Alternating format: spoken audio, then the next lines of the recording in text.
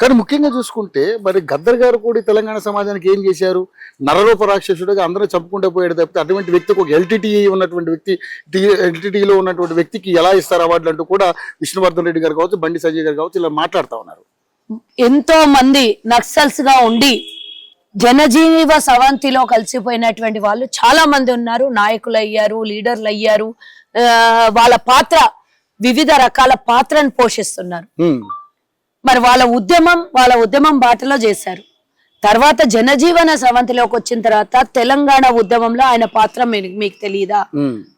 అంటే కళాకారులు ఈ రోజు ఏం చేశాడు అని అంటే మీరు కళాకారులను అవమానించినట్టే ఈ మాట అన్నప్పుడు. కళాకారులందరూ కూడా తెలంగాణకి ఏం చేయలేదా? మరి ఆయన ఏం చేశాడు అని అడగడానికి కళాకారులను అవమానించినట్టే. అట్ ద సేమ్ టైం అంటే పాటలు పాడినటువంటి వ్యక్తి, తెలంగాణ ఉద్యమం కోసం పాటలు పాడినటువంటి వ్యక్తి, కళను ప్రదర్శించినటువంటి ఎవరో ఒకళ్ళు ఈరోజు తెలంగాణలో ఉన్నటువంటి 4 కోట్ల మంది జనాభా ఏదో ఒక రూపంలో తెలంగాణకి రావడానికి ఏదో ఒక రూపంలో ప్రభుత్వ ఉద్యోగులైనా, వ్యాపారులైనా, కళాకారులైనా తన వంతు చిన్నది ఓషల్లో డ్రాప్ అంతనన్న పాత్ర ఉంది. అందులో భాగంగా ఆయన పాటల రూపంలో తెలంగాణ ఉద్యమం కోసం పోరాడినటువంటి వ్యక్తి. ఈరోజు వేలాది మంది ఉద్యమకారులు ఏ రకంగా పాటలు పాడి వాళ్ళ వాణిని వినిపించినటువంటి సమయంలో తెలంగాణ ఆ పాటని విని ఈ రోజు సినిమాల్లో కూడా తెలంగాణ యాస భాష ఈరోజు ప్రాముఖ్యత చెందుతోందంటే దేనికోసం కారణం?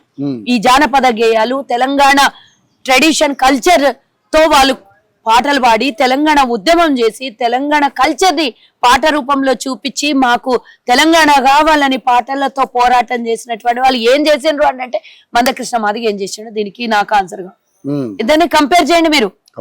అఫ్ కోర్స్ ఇది ఎల్టీటీ ఆయన ఎంతో మందిని చంపిండు అనే మాటని పక్కకు పెడితే తెలంగాణ ఉద్యమంలో అడిగిండు కదా మీరు, ఆయన పాత్ర ఎంత అని వీళ్ళిద్దరిని కంపేర్ చేయండి మీరు. సరే అది పక్కన పెడదాం. నేను ఒకటి అడుగుతా, ఇలాంటి భావాజాలాలు ఉన్నోళ్ళకి మీరు పద్మ అవార్డు ఇవ్వరు, బీజేపీలో పాత్ర ఉన్న వాళ్ళకే ఇస్తారు అని మీరు ఒప్పుకుంటారా? రెండో ప్రశ్న, మరి ఇప్పుడు మందకృష్ణ మాదిగ ఎవరు? బీజేపీలో పాత్ర ఉన్నోళ్ళు కదా, తెలంగాణ ఉన్నటువంటి వ్యక్తి. మరి ఎట్లా ఇచ్చిర్రు? భావజాలాలు ఉన్నటువంటి వ్యక్తే కదా. సిపిఐ సిపిఎం తో పనిచేసిన వాళ్ళే కదా వీళ్ళందరూ. మరి నేను ఈ రోజు అడుగుతున్నా, తెలంగాణ ఎల్టీటీతో కూడా సంబంధాలు ఉండొచ్చు కదా. ఇలా నక్సల్స్ తో సంబంధం ఉన్నదంటే డెఫినెట్ గా ఆ సంబంధాలు ఉన్నోళ్లే కదా. మరి అలాంటప్పుడు మీ పార్టీలో ఉంటే శంఖంలో పోసిన తీర్థం అయిపోతారా? అంటే మీ పార్టీలో అంటే ఎవరు ఉన్నట్టుగా ఇప్పుడు ఈటల రాజేందర్ గారిని మీరు విమర్శిస్తున్నారా? నేను అడగక ముందే మీరు అడుగుతున్నారు. ఇప్పుడు మందకృష్ణ మాదిగ అవార్డు ఇచ్చినప్పుడు మందకృష్ణ మాదిగ ఏ పార్టీలో ఉన్నాడు, ఏ పార్టీలో పవర్ లో ఉన్నాడు, ఆయన పదవి ఉంది కదా.